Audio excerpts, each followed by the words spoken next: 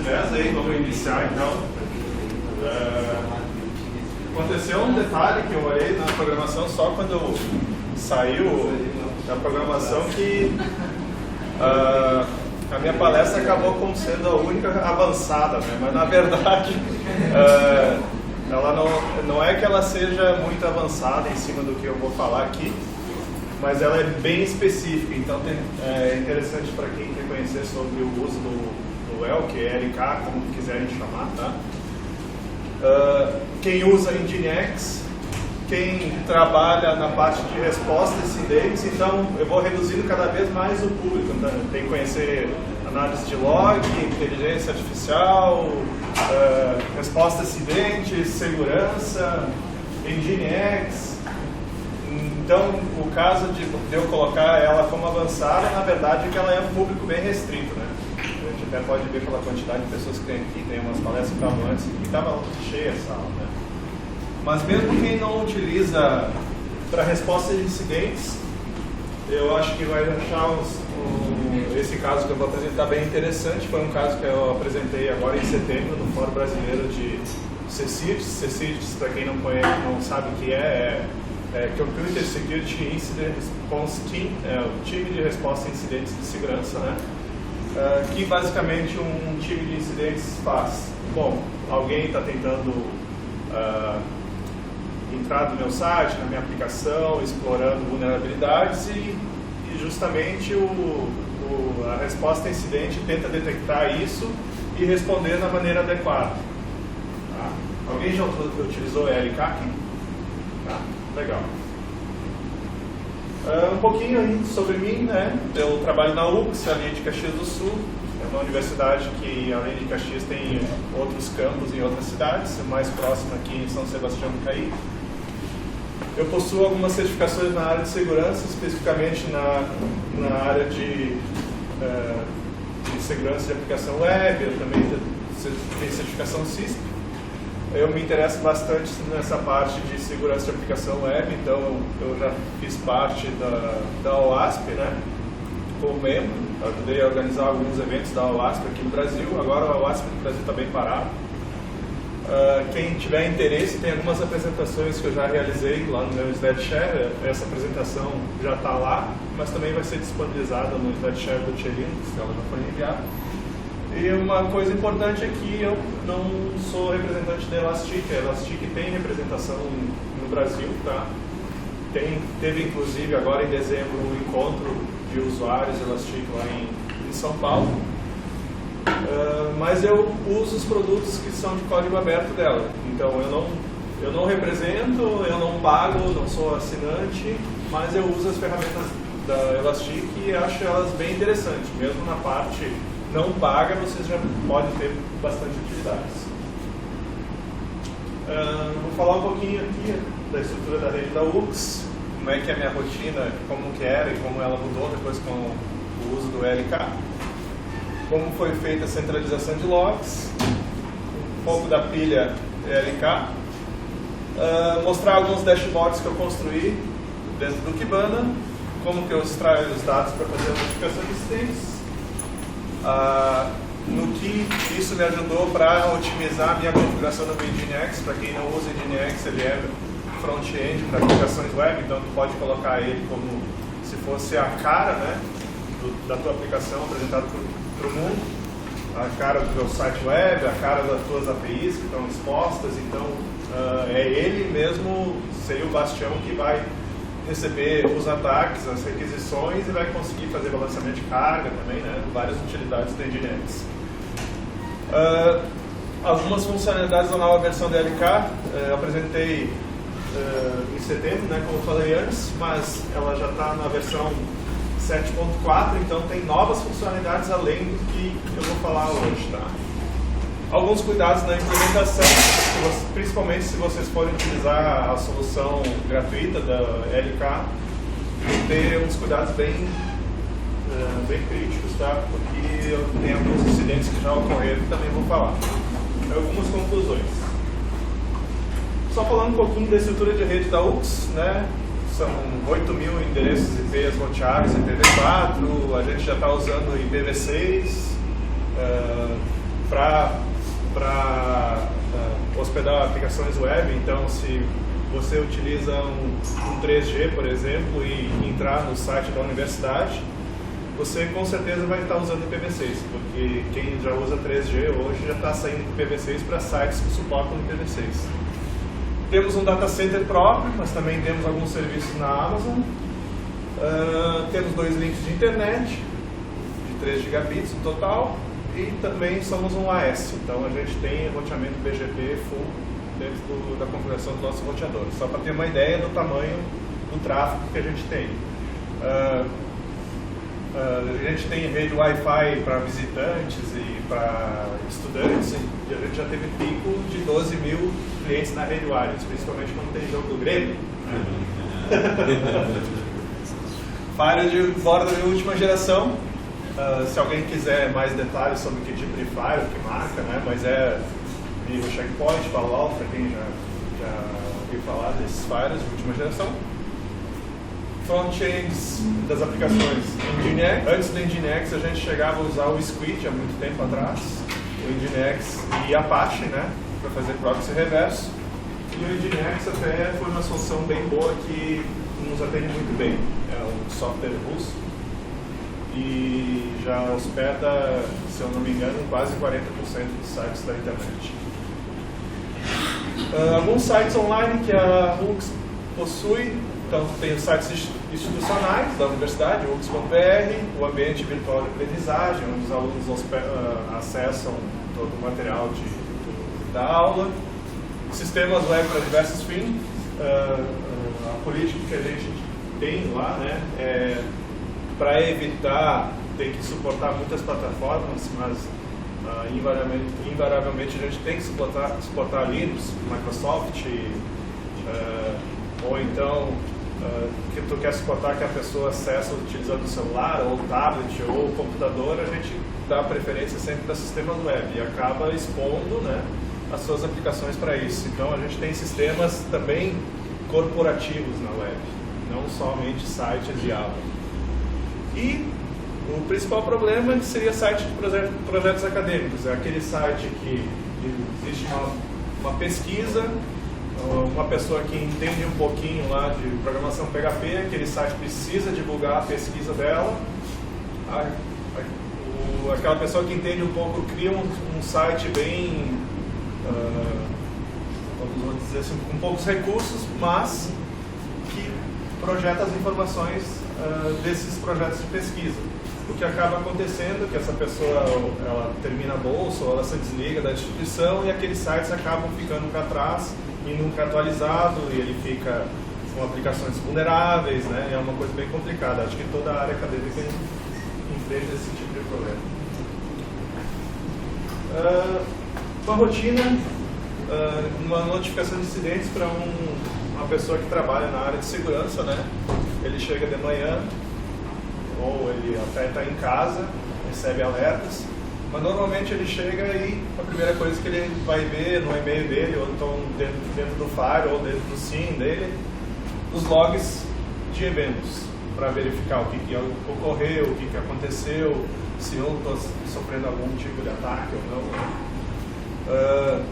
Como que isso era feito? Basicamente, eu tinha os logs do meu Fire de última geração, eu conseguia detectar a origem de algum ataque e eu tinha que ficar procurando os logs dentro de cada servidor, os arquivos de log por aquele determinado IP para ver que tipo de tráfego que isso realizou. Então, às vezes eu tinha diversos backends, eu tinha que entrar em todos os backends e verificar os logs de cada um. E às vezes o ataque não era somente numa aplicação web, era também um brute force de SSH ou era um brute force de SMTP, então diversos serviços também eram combinados nesse tipo de ataque, não era somente direcionado para a aplicação web. Mas o mais comum que acontecia é scan de hacking tools, o cara estava passando no Nmap, ou ele está aprendendo a usar o Hydra, ou para quem já utiliza esse tipo de ferramenta, ou ele viu lá o Nikto. Então tem diversas ferramentas, hoje é bem acessível esse tipo de informação, a pessoa consegue estudar na internet por conta, é uma coisa que está bem disseminada, esse tipo de conhecimento. E às vezes, ou por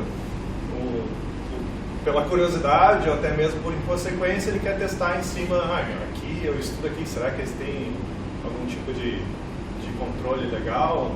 Será que eu consigo alterar a minha nota, né? Quem já assistiu lá os jogos de guerra sabe o que aconteceu, né?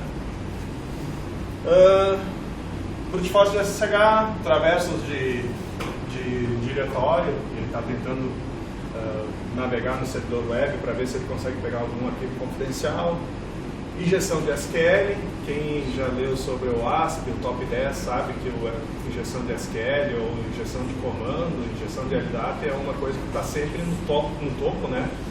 E se a tua aplicação for mal projetada, ela tem um impacto bem alto, porque tu está conversando direto com a tua base de dados de produção. Erros de aplicação, também é uma coisa que eu detectava, às vezes ou por ataque ou às vezes até por detecção que algum erro do próprio programador. Então eu conseguia detectar que uma determinada requisição podia ser até um usuário, digamos assim, um usuário confiável, né? Ele gerou um erro na aplicação não previsto, então eu poderia encaminhar aquele erro para o meu programador e dizer, olha, o campo que só espera número, ele está também aceitando caractere. Então isso pode gerar um erro da aplicação e o programador realizaria a correção.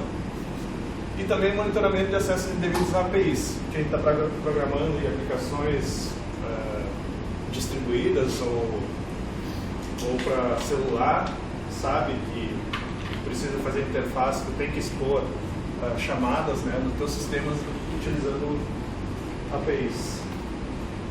Como é que eu poderia otimizar isso? Eu comecei centralizando logs. Há muito tempo atrás eu utilizei o OSSec, que também é uma solução bem legal para centralização de logs. E ele também conseguia fazer a combinação para tu, naquele milhões de logs, tu olhar exatamente aquilo que te interessa mesmo, né? Porque tu ficar olhando o log sem sentido também não vale a pena. Tu precisa ver exatamente qual que é o real problema para tentar resolver ou identificar ou fazer uma resposta de incidente. Através dessa análise de logs, eu identifiquei alguns bots que não seriam aceitáveis, que eu chamo de bad bots, cabeçalhos que são malvados, né, o evil readers. Por exemplo, o cara aprendeu a usar o OpenBAS e só aponta para o site e começa a fazer requisição OpenBAS. Se a pessoa é iniciante, isso é bem fácil de detectar que é um OpenBAS que está fazendo esse tipo de requisição. Então, tu consegue identificar se o ataque é sofisticado ou não. Através de Directed Traversal, né, que é o que eu falei antes, eu vi que também tinha procura por arquivos de backup. O que acontece para aquele programador inexperiente quando vai editar um arquivo no teu site web que está com algum problema? Ele vai lá, eu não vou alterar direto a produção, vou renomear esse aqui para .old, né? E aí eu altero agora e corrijo o problema. E aí tu acaba expondo aquele .old, às vezes com credencial de acesso ao banco de dados, direto no teu servidor web. Ou então tu faz um dump ou gera um tar gz de todo o teu código-fonte e deixa isso num diretório exposto no teu servidor web. Tá? São ataques bem comuns de acontecer, de tentar procurar por esse tipo de arquivo. E blacklist de URLs de ataques conhecidos. Isso aí que é uma coisa bem legal que tu acaba identificando que de uma hora para outra, de repente, começa a surgir diversos ataques voltados para o framework Joomla. Alguma coisa aconteceu. Aí quando tu vai olhar, saiu uma vulnerabilidade do Joomla e já está sendo explorada. Ou então, por que no mês passado eu tive tanto tipo de ataque na versão X do PHPMyAdmin? Aí tu vai olhar aquela versão X e justamente existe uma vulnerabilidade naquela versão. Então, se tu tiver um inventário de software, né, bem feito na tua estrutura, tu vai poder procurar, se tu utiliza esse tipo de software, o Joomla, o PHPAdmin, ou o WordPress, né, esses frameworks, procurar se tu tem essa versão vulnerável na tua infraestrutura. e já dizer assim, ó, nós temos que atualizar porque esse tipo de ataque já está acontecendo. Ou então, se não for possível atualizar, ou eu não tenho controle sobre aquele servidor, que é um servidor que hospeda lá um projeto de pesquisa, ou a pessoa que dá manutenção naquilo não trabalha mais na tua infraestrutura, então tu faz o que a gente chama de virtual patch, né? Tu tenta identificar pelo ataque e fazer um bloqueio pela URL. É claro, tu usa um firewall de última geração, ele já teria que fazer isso somente por assinaturas, tá? Estou indo muito rápido aí, tudo bem? Legal. Blacklists, alertas. Bom, depois eu vou falar um pouquinho mais do uso do ELK, mas tu acaba identificando a origem desses ataques e também tu acaba encontrando um ponto comum. Eles estão vindo de um determinado país ou de um determinado provedor. E aí tu vai verificar que aquele provedor ele não tem um controle muito crítico em cima de que tipo de cliente ele tem, né? Tu acaba notificando uma, duas vezes, não tem resposta, bloqueia o provedor inteiro, né? Eu não tenho negócio nenhum lá com a Coreia do Norte, né? Ninguém da Coreia do Norte acessa a universidade, então eu bloqueio o país todo, tá? Por região, esse tipo de blacklist, ou por IP ou por região. Usando centralização de logs, para quem trabalha com logs já deve ter ouvido falar sobre SIEM, soluções aí para tu integrar diversas origens, né, de eventos ou de logs, de servidores Windows, de servidores Linux, de serviços, logs de autenticação em serviços, logs de acesso à API, e tu acaba centralizando isso num ponto único. Qual que é a vantagem de centralizar? Tem diversas, tá? Eu posso falar algumas, que é, por exemplo, tu conseguir construir uma inteligência unificada sobre os tipos de eventos. Se conseguir detectar que aquele ataque é direcionado para todas as estruturas, que alguém está tentando mapear todos os teus endereços de IPs válidos. Ou então, se numa eventual invasão de algum servidor meu, eu consegui identificar toda a origem, como que aconteceu essa invasão, porque os logs não estão nesse servidor que foi invadido, eles estão num ambiente externo. Então é uma coisa que eu conseguiria acessar depois. E vendo sobre soluções de SIEM, é claro que no início a gente não tem dinheiro nenhum para propor uma compra de uma solução.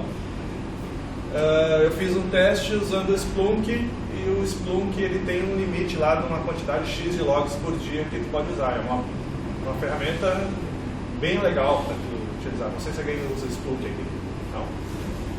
Dei uma olhada que vale a pena, só que, né? Mas o ELK também custa dinheiro, só que com o que ele vem na parte gratuita e open source, tu já consegue fazer bastante coisas, tá? E antes, como eu falei, usava o OSSEC. Acabei optando por ELK. Quem não usa a solução, o que basicamente significa ELK? É o Elasticsearch, o Logstash e o Kibana, tá?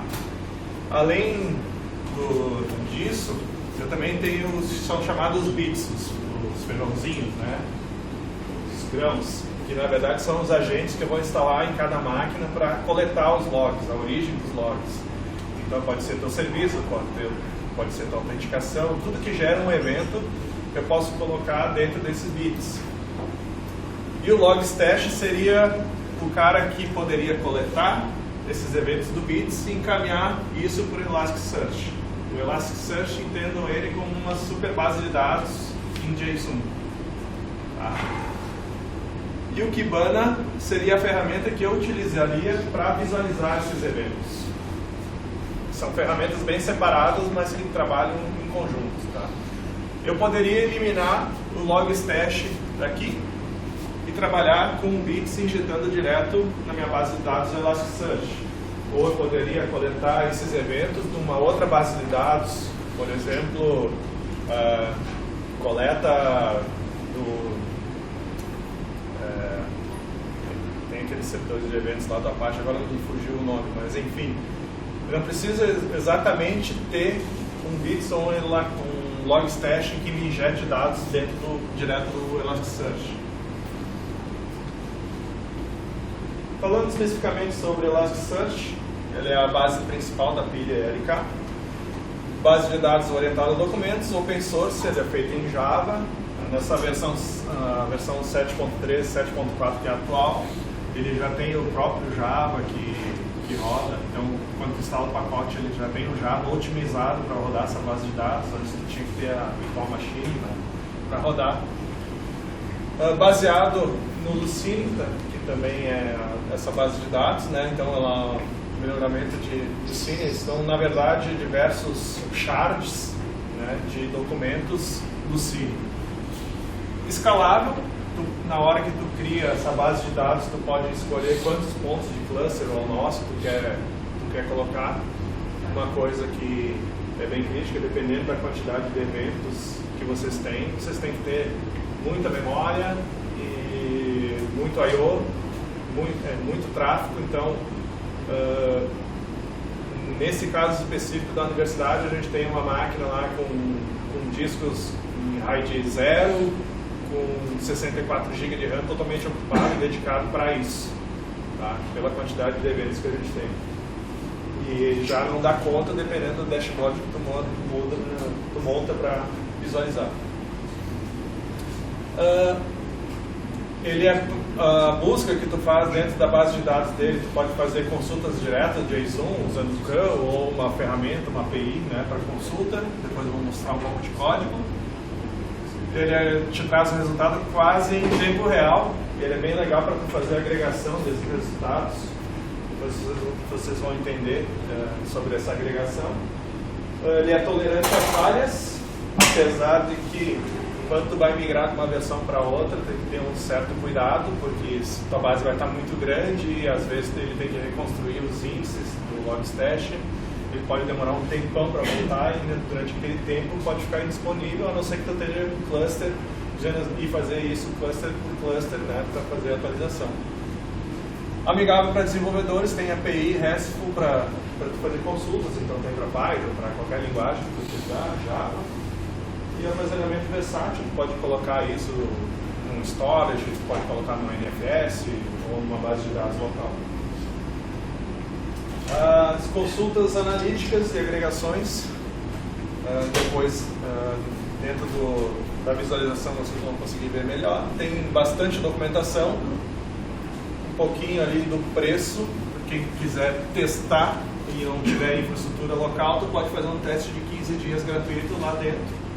Ele já monta lá e começa a jogar log, ele vai te dar uma chave, uma API, para tu jogar um Logstash local para conectar lá e começar a juntar eventos lá para dentro. Tu pode usar então como serviço na Google Cloud, na AWS e na Azure, né, foi anunciado agora em setembro. Então tem diversas opções, dependendo da nuvem que tu tem mais particularidade. A partezinha mais legal mesmo é o Kibana, que é a interface para visualização disso, tá? Tu faz agregações bem legal de visualizar, bem rapidinho. As consultas têm uma sintaxe específica, mas elas são fáceis de entender e tu consegue fazer consultas complexas. Os gráficos também, né, são bem legais de integrar. Tu consegue fazer gráfico de mapa, por exemplo, ver quais são os países que mais estão acessando um determinado URL do teu site, ou chamadas da tua API, ou tentar identificar qual é o tipo do perfil do aluno que acessa o AVA. Ele usa mais Android, ele usa o Android antigo, tem alguém que ainda usa o Windows XP, então eu consigo fazer esse tipo de agregação somente com os logs que eu gero coletando do Nginx. Então é uma inteligência que você consegue atender. Esse tipo de inteligência a gente já utilizou para uma tomada de decisão, por exemplo, o aplicativo para mobile da universidade, né, que é feito para o aluno. A gente tinha que implementar uma função que era bem mais simples de implementar se tu usasse uma determinada biblioteca, só que aquela biblioteca não tinha mais para quem utilizasse a versão do Android 4.3. Então teria que ser um Android 4.4 para cima. Vamos tomar essa decisão baseado na quantidade de acessos que a gente tem de Androids antigos. E a gente conseguiu identificar que numa base lá de 18 mil usuários, somente 3 lá tinham um Android 4.13. O cara tinha um celular muito antigo e ainda usava o aplicativo, né? Que acaba ajudando nessa tomada de decisão. Trabalhar com dados em tempo real, né? E tu também pode fazer essa integração, né, sem escrever código nenhum, somente usando o Kibana. Um pouquinho sobre o Logstash. Ele é feito em JRuby e roda em cima de Java, então, né?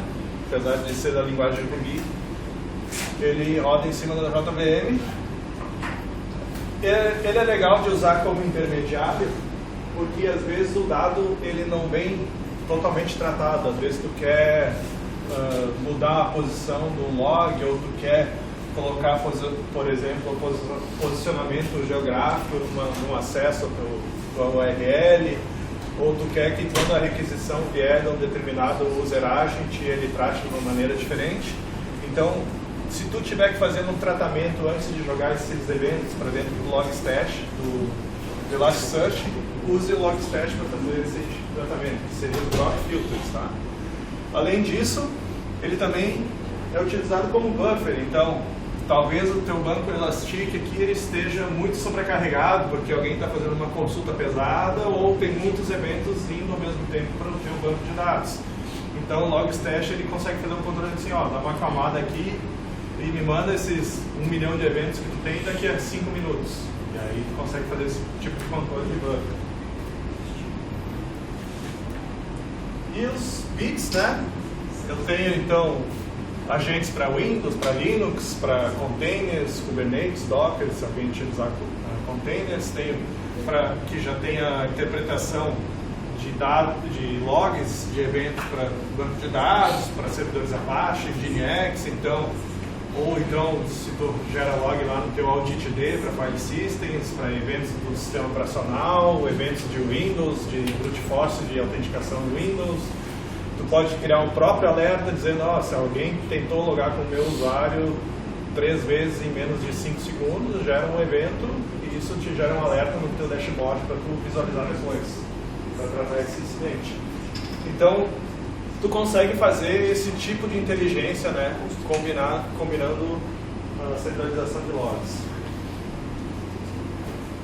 O Firebit também, ele faz ele tem um protocolo para não sobrecarregar a origem dos logs, porque ele é um agente que roda na própria máquina onde roda o servidor da aplicação, ou o servidor de eventos. Então, às vezes tu tem um arquivo de log muito grande para ele ler, não pode derrubar o servidor também para que a aplicação não fique fora do ar, né? Então, ele tem um controle para não sobrecarregar a leitura, para não gerar muita I/O. Ao mesmo tempo também, se tu por acaso tiver que interromper o serviço porque a carga está muito alta, tu interrompe e ele sabe aquele ponto onde parou da linha X da entrada do log lá que tem 1 milhão de eventos. Então ele sabe que daqui para baixo ele ainda não leu, mas lá para cima já está tudo dentro da base de dados. Ele tem esse tipo de controle também. Aqui um exemplo de comando para me habilitar uma leitura de eventos do tipo Nginx. Tem um arquivo de configuração onde eu digo aonde que fica a localização desses arquivos de logs. Tu instala o Firebit, dá um modules list, ele vai te dizer todas as aplicações que são suportadas. E são cada vez mais, porque isso aí está um desenvolvimento bem contínuo. Tá? Então, basicamente, eu posso vir direto dos bits para o banco de dados do Elasticsearch, que eu visualizo no Kibana, ou posso mandar para o Logstash, trato esses dados e mando para o banco de dados para depois visualizar. Tem todos esses caminhos aí. Algumas coisas tem que pensar antes de instalar e, na verdade, basicamente a experimentação, porque tu não sabe a quantidade de logs até tu começar a colocar bastante eventos lá dentro. A gente começou pequeno com logs de algumas aplicações, aí depois a gente achou interessante colocar outras aplicações e acaba virando um monstro. E aí tu precisa de cada vez mais raro. O uso inicial de testes na UX foi na versão 5, então como eu falei já está na versão 7.4. E o pulo da versão da 5 para 6, para 7, ela é bem traumática, então às vezes é melhor tu começar tudo de novo, joga tudo fora e começa de novo. A gente começou centralizando logs de servidores, por exemplo, DHCP, ou consultas DNS, impressão, para tentar criar uma inteligência em cima dos logs desses eventos. Tá? Depois, com mais recursos, a gente começou a adicionar logs de servidores Nginx, que seria o que tem a grande quantidade de logs.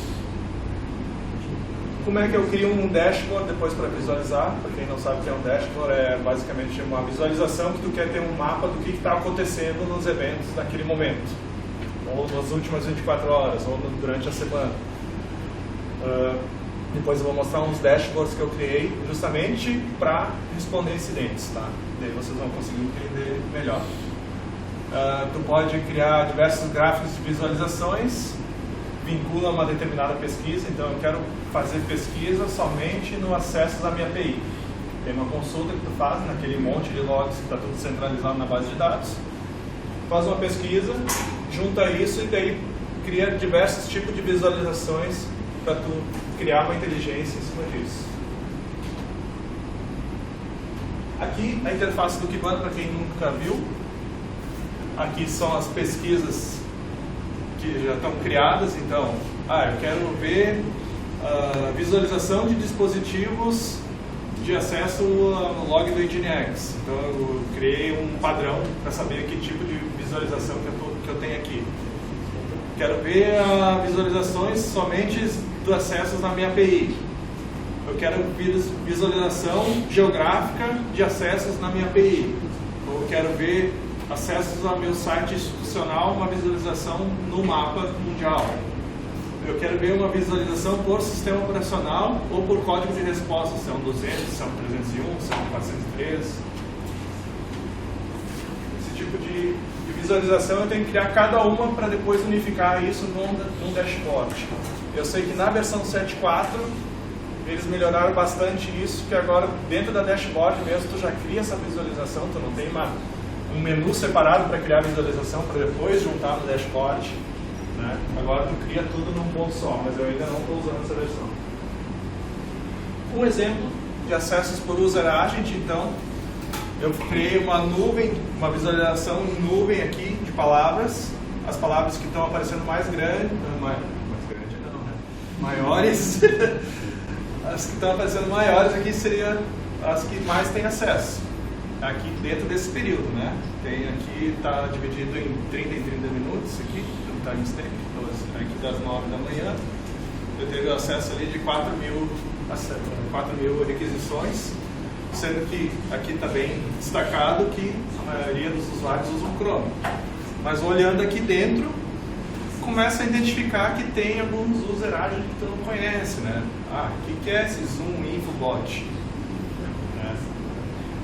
Se tu clicar na nuvem, toda a pesquisa do dashboard vai mostrar somente os acessos de quem usou esse tipo de agente. Então ela é uma nuvem interativa, isso que é interessante de tu ter esse dashboard para visualização.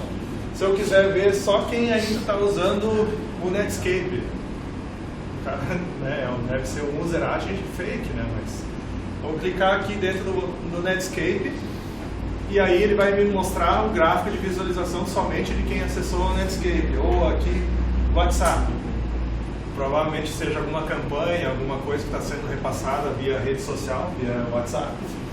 E a pessoa clica no link do WhatsApp, né, e ele acessa o site institucional. Aí eu quero ver que tipo de acesso que teve usando via WhatsApp. Eu consigo até definir a efetividade de campanhas de marketing nisso. Os acessos por geolocalização.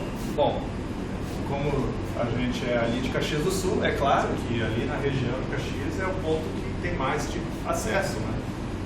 Aqui também, como ele é interativo, eu posso ir dando zoom.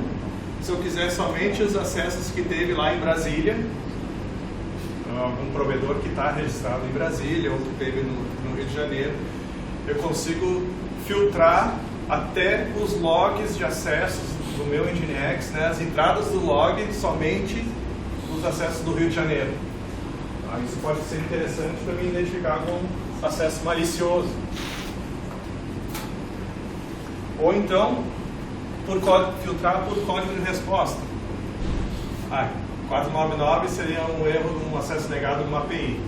Então, alguém está tentando acessar uma função da API que não está liberada para aquele IP.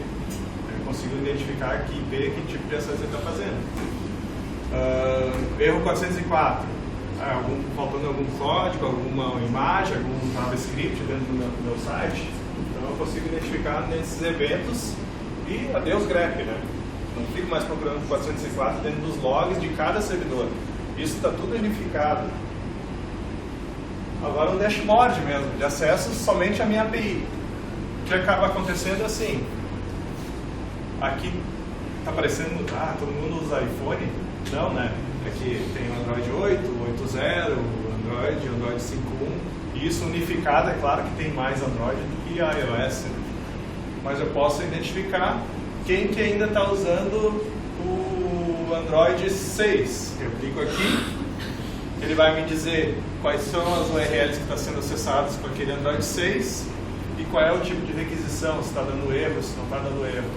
Né? Isso, tu clica, é instantâneo.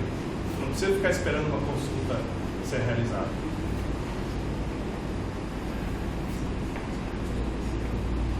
Aqui, nesse caso, eu estou filtrando os acessos da API, identificando quais são os IPs que mais realizaram acesso. Então eu posso, aqui eu tenho acesso IPv6, TV160, eu posso filtrar por que esse cara teve tanto acesso. Aí tu vê que o cara está navegando usando o aplicativo, né? Ele ficou bastante tempo usando o aplicativo. Eu identifico que ele estava usando um iPad. Eu tenho um conhecimento total em cima do que o usuário estava fazendo. Até, inclusive, acabei identificando um acesso que parecia meio estranho, que o cara ficava tentando enviar mensagem dentro do ar o tempo todo. Né? Eu identifiquei que tinha muitas chamadas de um determinado IP. Aí cliquei naquele IP e era sempre enviar mensagem, sempre enviar mensagem. Mas por que ele estava enviando tantas mensagens assim dentro do aplicativo? Né? Na verdade, ele estava fazendo um trabalho de graduação que justamente era uma interface que usava a API para envio de mensagem usando o ambiente virtual. Né? Esse tipo de refinamento eu consigo identificar. Eu já pensei que era algum usuário que estava tentando explorar, né, para enviar spam, alguma coisa assim. Aqui, por caso específico mesmo, para monitorar e realizar um incidente, então eu fui clicando até um determinado IP que estava gerando muito erro 413 de acesso negado. Eu vi que a origem era sempre daquele determinado IP. E o user agent, apesar do IP ser único, ele sempre trocava.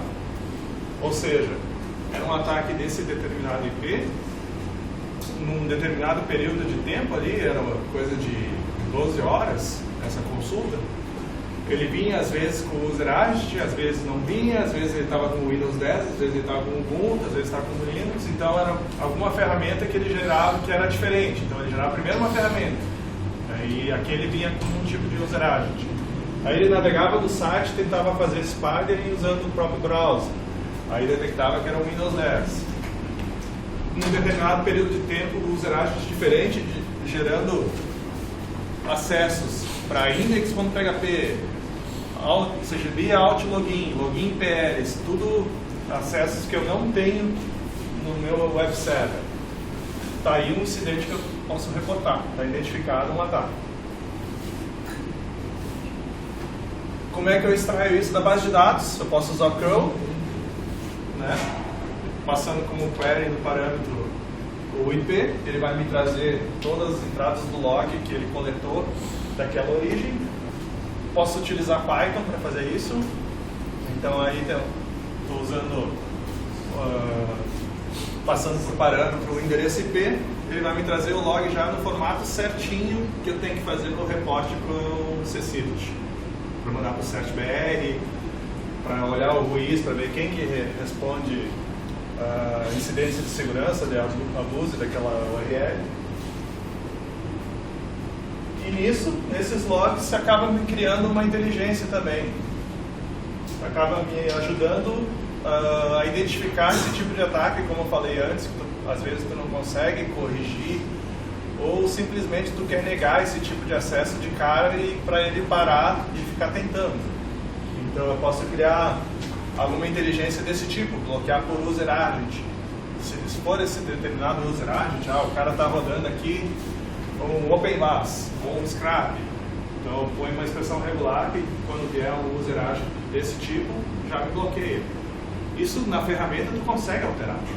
Mas normalmente não é feito porque o cara está lá vendo no YouTube, é assim que se roda o OpenVAS contra um site da universidade. Ele roda, ele nem pensa que vai fazer.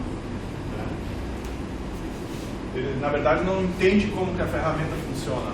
Ou então eu posso fazer um bloqueio por URL. Se o cara passar lá no browser, na localização etc /wd, que é aquele Directory Traversal, né, que eu falei no início, já nega de cara. Mesmo que a minha aplicação tiver vulnerabilidade, já bloqueia. Ou você está tentando acessar repositórios de código-fonte, já bloqueia. Ou se ele está tentando fazer brute force de WordPress, já bloqueia. Tem que ter esse tipo de controle para saber identificar quando o tráfego ele é legítimo ou não. Resolve, ele atende 80% dos ataques.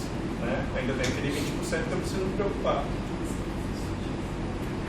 Outra coisa que eu posso fazer também, eu posso interceptar se a minha aplicação tiver algum erro, algum problema, vulnerabilidade, não expor isso para o usuário. Né? Mostra só, erro na aplicação. Não mostrar todo o dump lá dizendo que o parâmetro X esperou tal valor e deu um erro direto para o usuário. Faço essa interceptação direto no Nginx. Ou então, na minha tela de login, eu determino que ele pode fazer somente 10 requisições no intervalo de 10 minutos. Então eu vi ataques de brute force se eu não tiver um CAPTCHA, né, para fazer controle de login. Então o Nginx ele te proporciona esse tipo de controle também. Quem se interessar pela ferramenta, quiser pagar, tem algumas opções de subscrição, né? Eles têm um plano para cada tipo. Resumindo um pouco como é que eu posso detectar ameaças usando o Elastic Stack. É legal que se tu utilizar a versão paga, ele já tem a parte de SIEM e também tem a parte de inteligência artificial para tentar descobrir alguma inteligência em cima de toda aquela base de coletar dados, né? Tu pode utilizar uma ferramenta como o Python ali, que eu mostrei o código, coletar aquilo e tentar tu construir uma inteligência, ou utilizar a solução paga deles. Eles viram que está sendo utilizado para bastante coisas de eventos, então eles criaram uma solução também voltada para a segurança, né? Que seria essa extensão XPack, né? Seria, tu pode, por exemplo, se tiver aquele dashboard específico montado, isso te gera um alerta, já te manda prontinho o alerta para tu reportar. Tu não precisa entrar lá no dashboard e ficar tu com a tua inteligência animal, né, inteligência artificial, ficar clicando e verificando e tal. É uma coisa bem manual que eu fiz, né, porque a solução é a solução gratuita, mas aquilo pode ser combinado com as soluções que já estão disponibilizadas na versão paga. Daí tu usa machine learning para fazer esse tipo de detecção. Mais um pouco aqui das funcionalidades, depois daí vocês podem ver ou no site do Elastic ou na apresentação que está lá no Multilinux. Tu pode utilizar também para monitoramento de performance da tua aplicação. Então, determinado acesso a uma URL está demorando demais, ou a resposta de uma consulta minha na base de dados demora demais. Então tu pode também utilizar esse tipo de log de evento para monitorar a performance de serviço. Isso dentro do Elastic, tu cria um dashboard e aí tu ataca, por que aquela consulta está demorando demais? Ou tu loga aquele evento em algum lugar e tu olha de vez em quando, ou tu gera um alerta usando um APM desse tipo. Aí tu vê que só falta criar um índice, ou a pessoa não está fazendo um join direito, né? Tu pode fazer uma otimização da tua consulta. Aqui um dashboard bem bonitinho que eu gostei. Olha, tu consegue personalizar todo o teu dashboard, tu consegue até fazer vários dashboards juntos numa tela para visualizar. Ah, essa aqui que está vermelha é uma que eu tenho que dar atenção. Então tu coloca isso num monitor ou num projetor dentro do teu ambiente de resposta a incidentes, e aí tu vai atacar direto aquela que está com problema. Ou tu pode criar dashboard, eles têm uns dashboards bem bonitos agora, que tu coloca uma imagem mesmo, né? Então, tem um caso de ocupações de voo, que tu pode colocar que aquele avião está cheio, então ele aparece em vermelho, o desenho do avião, o avião daquele voo está vazio, né? Que já fizeram o check-in, então tu pode colocar isso no projetor no aeroporto. Aqui a parte de sync seria a inteligência mesmo, né? Se tu não quiser fazer deploy, não tiver recurso para isso, façam naquela versão de 15 dias, né? Fazendo a versão basic, tu já consegue utilizar. Eu usei só a versão basic, a partir da security tu já tem que pagar. Mas se vocês utilizarem a versão basic, vocês tomem cuidado para ter filtro de pacote, de file e de acesso. Porque se isso estiver exposto, não tem autenticação, tá? É uma base que fica com o log todo aberto para fora. E muita gente começou a utilizar o ELK, e por isso que toda hora tem vazamento de dados de pessoas que estão hospedadas em Elasticsearch. É justamente a pessoa está testando aquilo ou está implementando a solução basic, né, a versão que não é paga, e deixa aquilo exposto para a internet. Então, muito cuidado se vocês forem utilizar. Quem tem acesso ao Shodan, tu vai ver lá, procura por Kibana, tu acha um monte no Brasil aberto. Aí ele já mostra até o índice. Aqui tem um cadastro de pessoas que tem CPF, endereço, bem críticos. Terminando em tempo aqui, tem alguns webinars, tem os links, tá? Na apresentação.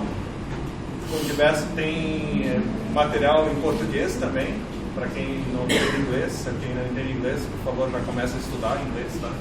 Mas tem canal no YouTube específico com isso, tem documentação disponível na internet, tem cursos no Udemy. Uns colegas meus que trabalham comigo, né? Aqui, na verdade, era um fórum, mas é um agradecimento pessoal ali para o Marcelo, que trabalhou bastante na implementação do Elastic também, o Maurício, que me ajudou na implementação de código. E tem espaço para algumas perguntas, não sei se tem espaço, pode falar.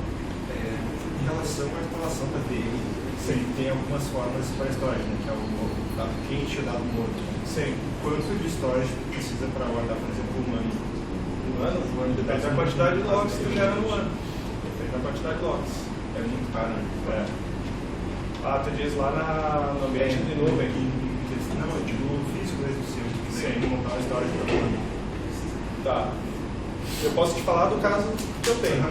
Que a gente tem ali de jeito só de eventos dá 2 TB. E é 6 meses. Fora os indexos. Só o base de dados. E já está no limite. Assim, né? Se tu botar mais dados, mais que isso, daí tu vai ter que colocar disco mais rápido, tem que botar SSD, tem que botar mais memória. Porque como ele traz as consultas bem dinâmicas, bem quase em tempo real, né? Ele usa muita memória mesmo. Então tem que tunar lá a parte da nota VM para ele carregar mais área de memória. Eles recomendam até usar metade da memória para cache só do Java. Então se tu tem um servidor de 64 GB, põe 32 GB lá no shared memory lá do Java já. E o resto fica para o serviço. Então aí tu já tem uma ideia da quantidade de memória que ele usa. Se tu quer adotar, tá? Tu tem uma quantidade de logs, tu tem lá 2 GB de logs, então reserva lá 4 GB para tu ter uma ideia já do que tu quer fazer. E experimenta, começa a colocar mais serviços, por experimentação mesmo. Tá? Ele é meio complicado do início para tu... eu tenho um projeto de botar Elastic em todos os servidores de eventos para todos os meus servidores, meu data center. Né? Tu teria que ou tentar gerar o menos log possível. Pode até fazer a configuração que a gente faz, né, de Nginx, arquivo estático, não loga. quer só requisição mesmo que faz em site dinâmico. Tu tenta evitar esse tipo de log também, já está economizando espaço de evento e tu está até centralizando os eventos que interessam. Tenta unificar nesse tipo de coisas, né? Dando prioridade para serviços e ignorando algumas entradas de logs. Mais alguma pergunta? Sim. Você está falando ali. Duas coisas que eu ainda não tinha ligado, que é a resposta do papel de GTP, por exemplo, se for lá no acesso negado no ambiente dinâmico, é muito importante. Tendo em vista que tu já tem firewall também controllers, e no caso a gente notifica o cliente com uma remediação quando for IPS, por exemplo, isso é algo muito mais simples. Que tipo de análise de comportamento eu poderia fazer? O cara já está no ambiente, está tentando entrar no ambiente. Bom, se ele gerou esse evento, que já passou do meu firewall. Então, apesar do meu firewall ser de última geração, ele ainda está deixando passar eventos. Para tentar, até para evitar falso positivo e não bloquear coisa demais. Né? Eu faço notificação só do que está passando. Né? Então é uma inteligência a mais porque quando se notifica um CERT, uma resposta a incidente, aqueles logs também são utilizados para construir inteligência para todos os ambientes de firewall. Mesmo se tu utilizar uma solução da Sophos ou tu usar Palo Alto, usar Checkpoint, existe uma base de conhecimento que eles trocam entre si e vem justamente dos CERTs, que seria a entidade que centralizaria esse tipo de evento. Né? Então, eu estou notificando só o que está passando, além do que eu já tenho controle no meu firewall de aplicação. Eu digo assim, a partir do momento que eu já tenho isso controlado, por exemplo, eu tenho uma remediação no corpo de e-mail que eu mando para o cliente. Que tipo de comportamento de usuário, às vezes, eu posso notar que... Sim. Tem alguns comportamentos que são... que tu consegue identificar que não é um comportamento normal. Muitas requisições por segundo em um determinado usuário. Tu pode identificar que o usuário está logado em mais de um lugar ao mesmo tempo. Esse tipo de inteligência tu pode criar. Ou que veio o login de um funcionário que está trabalhando de madrugada.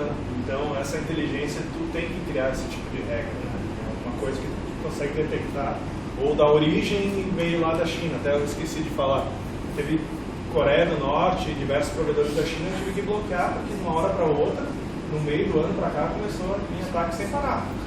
Eu não sei o que aconteceu, mas os ataques se intensificaram. Né? Então, esse tipo de inteligência tu consegue criar usando os dashboards. Né? Tu consegue, a partir do momento que tu tem aquele log centralizado, tu começa a refinar a tua pesquisa, né? Aí tu não, isso aqui tem alguma coisa estranha. E é legal, tu fica visualizando, parece que tu tem controle total mesmo sobre o comportamento de acesso. Né? Tu consegue identificar que aquela aplicação, que nem eu coloquei aqui, isso aqui, essas URLs não fazem parte da minha aplicação. Então, eu poderia pesquisar somente sobre o login.pl e ele vai mostrar todas as origens de IPs daquela URL. Então, eu posso fazer um filtro por IP, pela URL, não por IP que nem eu fiz aqui. Né? E aí tu constrói essa inteligência. Né? Aí tu pode fazer os teus agrupamentos ou consultas, né, baseados nessa inteligência. Então, mostra todas as URLs que tem, todas as consultas para essa URL nas últimas 24 horas. Teve esses 4 IPs. Então, me dá todas as consultas desse IP, desse IP, desse IP, dos 4 IPs individuais. Aí tu vai ver que aquilo lá se trata de um ataque. Ou é um ataque que ele está fazendo usando um Tor, que daí vem de diversas origens diferentes. Né? Esse tipo de coisa, ele notifica todos. Não sei se eu consegui. Pode falar. Sim. Da OSEC, eu pergunto essa implementação que tu fez, ela é o LK por default, ou tu utiliza alguma interface, como por exemplo o OSEC, eu trabalho com ele basicamente no Shell. Ele tem uma versão web que está descontinuada e tem um outro projeto da meu também que implementa uma interface web. tem um outro projeto que é o Azul. E a gente pergunta se o Azul ele utiliza a base LK, né? Ele utiliza o Noxer, Banda. Então eu queria saber se essa implementação que tu fez lá na UX, ela utiliza apenas o LK ou tem uma interface web? Só o LK. Só o LK. Isso, a única visualização que eu tenho aqui em Banda. Isso. E roda no CentOS, instalado com a RPM, não teve muita compilação, nada compilado, né, padronizado, funciona direitinho, coloca o repositório. Até uma coisa também que eu esqueci de colocar na apresentação, o ideal é que tu tenha algum programa que faça a gerência da configuração, porque no momento que tu começa a unificar esses logs, tu coloca lá no teu Puppet, ou no Ansible, ou o Shift, o que tu usar para gerência de configuração, o cara assim, a configuração assim, instala lá o agente do Firebit e se tiver o log do Nginx, tu manda para esse cara aqui, faz isso automatizado no teu ambiente. Né? Tu colocar isso servidor por servidor também é complicado, né? Então, se tu usar uma gerência de configuração é melhor. E também vai que daqui a pouco tu quer fazer o upgrade do teu Logstash e aí tu vai ter que colocar num outro servidor. Tu sair configurando isso em todas as máquinas, alterando o endereço IP do servidor, também é complicado. Então, usa teu Ansible lá, o que seja, para gerar essa configuração automatizada. Né? Então, não uso ferramenta gráfica nenhuma para configurar, eu uso ferramenta de configuração mesmo, uso o Ansible para configurar agente, para instalar até o Logstash, o servidor Logstash, eu estou usando o Ansible, que era, quando tu quer atualizar de versão, tu pega, só muda o URL do repositório e dá um new update. É isso? Então aqui tem os meus contatos. Se alguém tiver interesse, manda um e-mail aí, puder responder. Muito obrigado.